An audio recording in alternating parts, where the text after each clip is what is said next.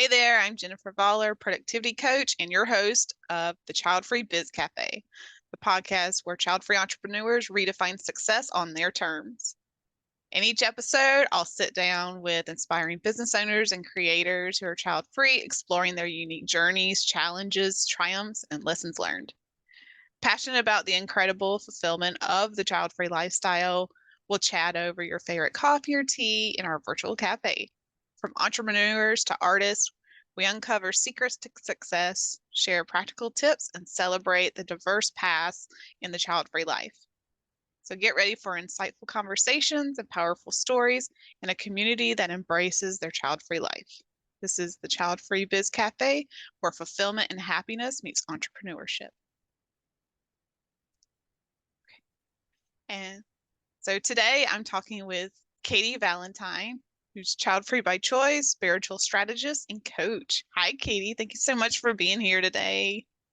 Thanks so much for having me. And I just love everything you're doing, this success and entrepreneur and redefining success on your terms. This is really exciting. Oh, thank you. Yes, let's dive right in. Tell us about yourself.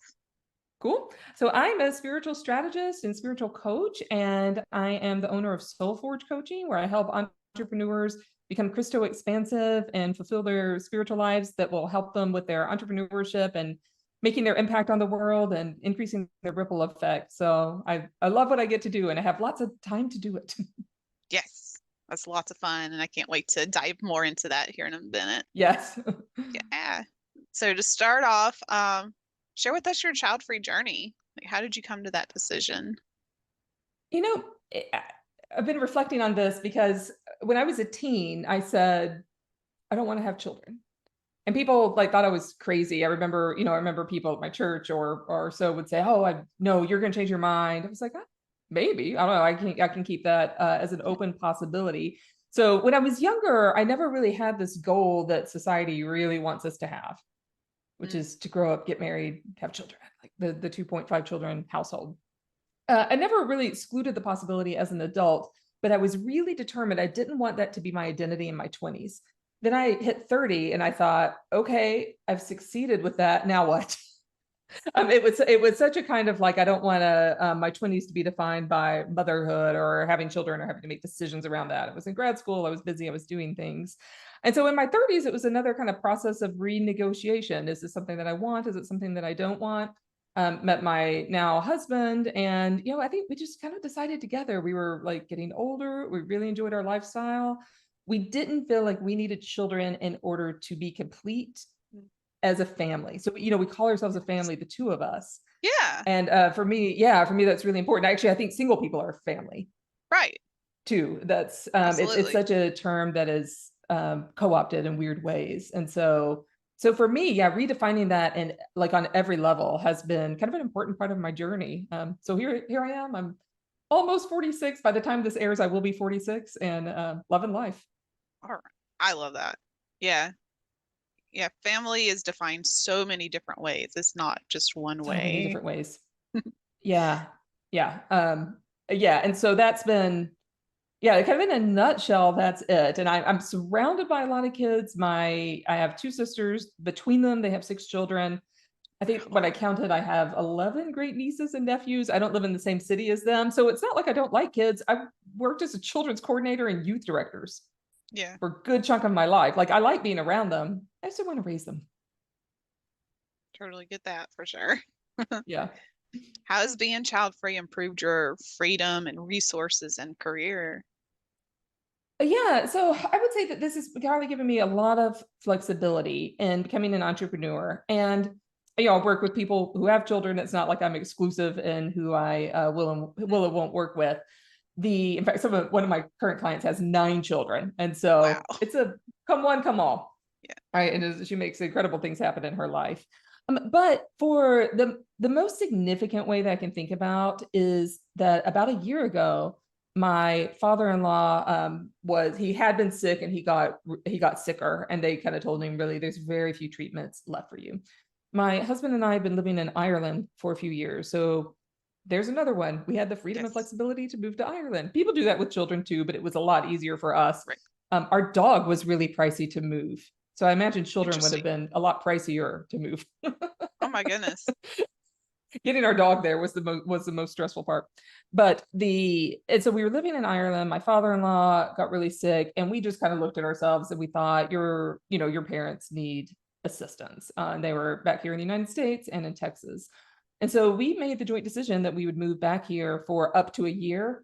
We are now the 11-month mark. My father-in-law actually died really shortly after we got here, but then we had the freedom and flexibility to stick around and help out my mother-in-law. And then it turns out my dad, who's 80 years old, needed surgery in San Antonio, where we happened to be living for the year. They don't even live here, but the specialist he needed was here. So he had surgery a month ago. So we stayed around so we could be helpful for my parents too. And so we're able to be really flexible in our schedules and pick up and move and be there for people who need us and who we love. And then we're picking up and headed back in about 2 weeks. So by the time this airs, I'll be back on the West Coast in Ireland, which is lovely. That's so amazing. this freedom of flexibility to help be present for other people, but still live our lives has been just amazing. Really, really amazing. If we'd had kids in school, it would have been possible, but not preferable. Right. Been much harder situation. Much harder. Yeah. Yeah. Oh my gosh. I'm sure they're appreciative that you're able to be there for them and everything too. That's Parents, a big if deal. you're listening to this, yes, we don't. They are, and they have been. They've expressed it. But we can accept more accolades for our, We try to be there for sure. So, yeah. Well, and even while we've been here this year, I was in the middle of a shamanic training. I started my shamanic training in about 4 months before we left to come to the US. Like we didn't know we'd be doing that when I began my training.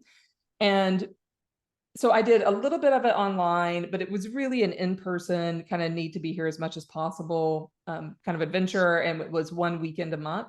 And so for 6 months, I flew back and forth between Ireland and the US so I could attend this training. That was a tremendous investment of time and resources and money to be able to do that. And thank goodness, my husband is so supportive and we really made it work. And sometimes I would go for a month and kind of catch 2 trainings, but there were many times I would go and stay there for like 5 nights and then turn around and come back. And so, I was really able to create these opportunities. Yeah. Yeah. With our child-free lifestyle. Yeah. I can't imagine trying to do that with a kid.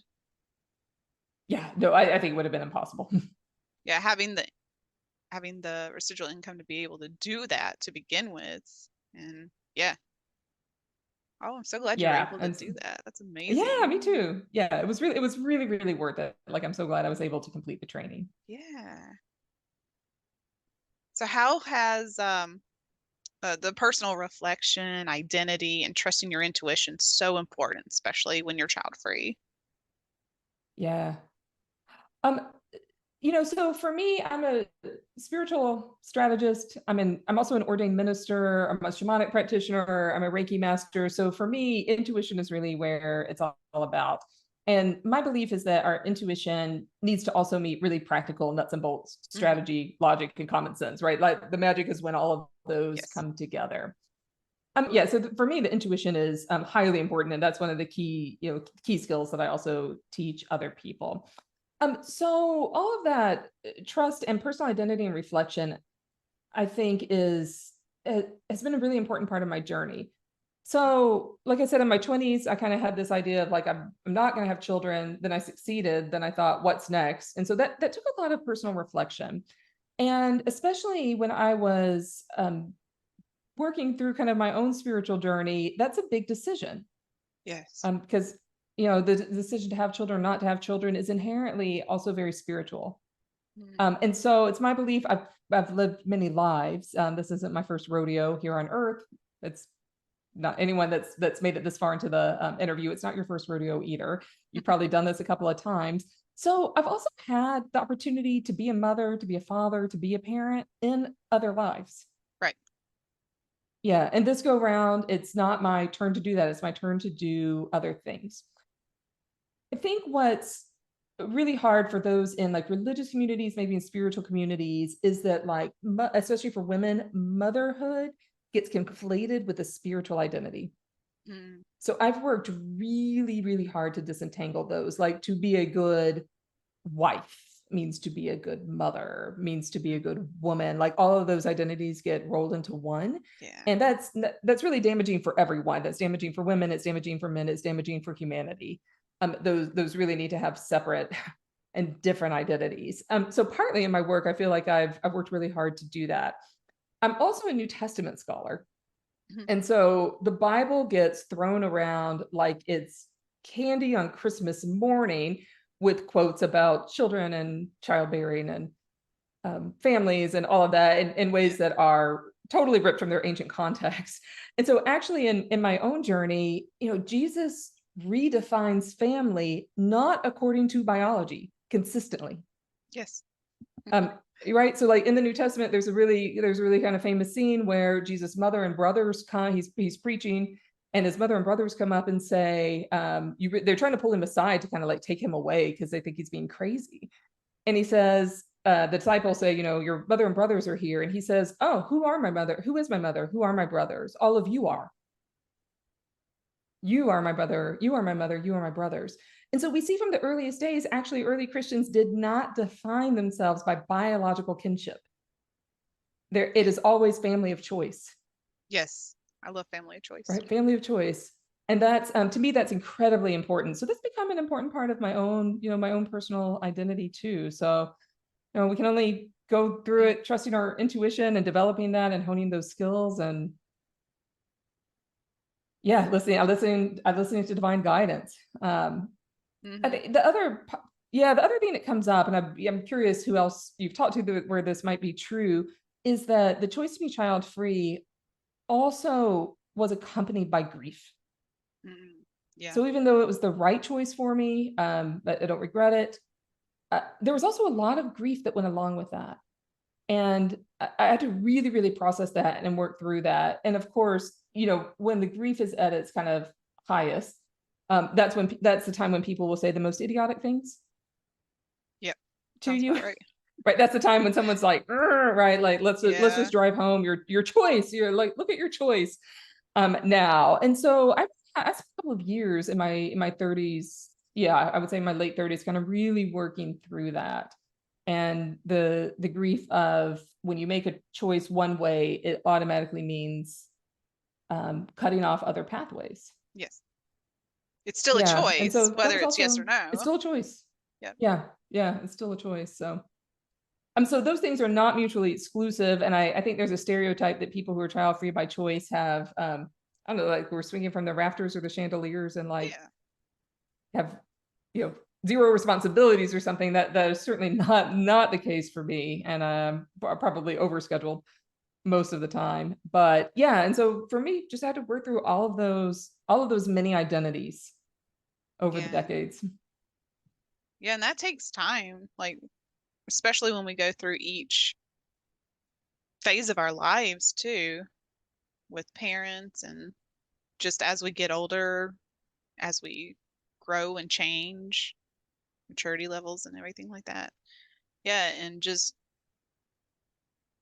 it's hard to make decisions, and making the decision to be child free or not is a very big decision, which I hope will give everyone more confidence knowing that, like, hey, you made this amazing big decision. You're capable of making big decisions and Right. you can do that more. Yeah, you can do that more, and that it's and lots of complexities can exist Hmm. within it. It's not as simple, at least for most people. I don't think it's a simple Right. decision. Even if it's a clear cut decision, it's not a simple decision, and there's a lot of complexity that goes along with that, and expectations. And those of us who are child free, I kind of always have to have an answer ready, because like one of the first questions that people generally ask is like, oh, do you have kids? How many? Yeah. Right. And so, people ask a lot of questions that are not really any of their business. The other, I'm thinking people were really well-meaning, and this is like just no shade on anyone because they were speaking out of what they knew. But once I think I put kind of on snarky on Mother's Day, like I wish my mom happy Mother's Day, people that I knew. And then I was like, can we have a day where we're not celebrating women by their gynecological status? Yeah. Like, and people were like, no, you're a mother to many. And I was like, I don't want to be your mom. Yeah. I don't need to be a spiritual mother to anyone. I'm good. I'm fine. Like that was not a plea to be recognized as a mother. That was an actual legit, like, let's not define women by their childbearing. Right. Exactly. Which is still going to take a while, unfortunately, to Oh yeah, yeah. make it less taboo and all that stuff. Yeah. All the things. Yeah. Like even when making choices in general, like being scared about, oh, if I don't make that choice, like all the things I can't do if I don't make that choice. And then, but if I say yes to this thing, you just never know what could happen. And you never know. You just got to choose what's right for you in that moment. And then just kind of take it. And you can always pivot and everything as you go too. So it's not like you have to say no to everything. Oh no. If you're a people pleaser, definitely need to, but a lot more. But yeah. Yeah, But yeah, yeah. And just I feel like yeah. So and I also know that the times when I didn't trust my intuition, I guess this is more around like safety when I was younger than and then as I got older, it was around trusting my tuition of making this choice of being child free kind of thing. So I know that every time I didn't listen to it, I always regretted it. yeah. And but the more you know yourself, the more you do that personal reflection and figure out your own idea of your identity, then it's a lot easier to trust your intuition and make decisions based on that because it's aligned. It's aligned. And I think for trusting our intuition, we also have to have a lot of self-presence Oh, yeah. and be willing to self-reflect, and also to get out of that kind of fear, flight, fight, freeze Yes. mindset and trauma responses that so many of us have, right? And it's only from that place that we can really begin to trust our intuition. And yeah, and so it was a long process of that for me, right? Like that took me a long time to calm my nervous system down Oh, yeah. enough to be able to really trust myself and trust my choices Absolutely. regarding all things in life, including how my family looks. Right. Yeah. Yeah. So, what is one thing you want everyone to take away today? I think that we are deeply spiritual beings, and that just because we're doing something or not doing something in this life doesn't mean we're not going to have lots of opportunities throughout our spiritual journey over many, many eons. Right. And so there's all these opportunities. Like there's choices we have to make in this life, like we've been talking about, and using our intuition and tapping into that.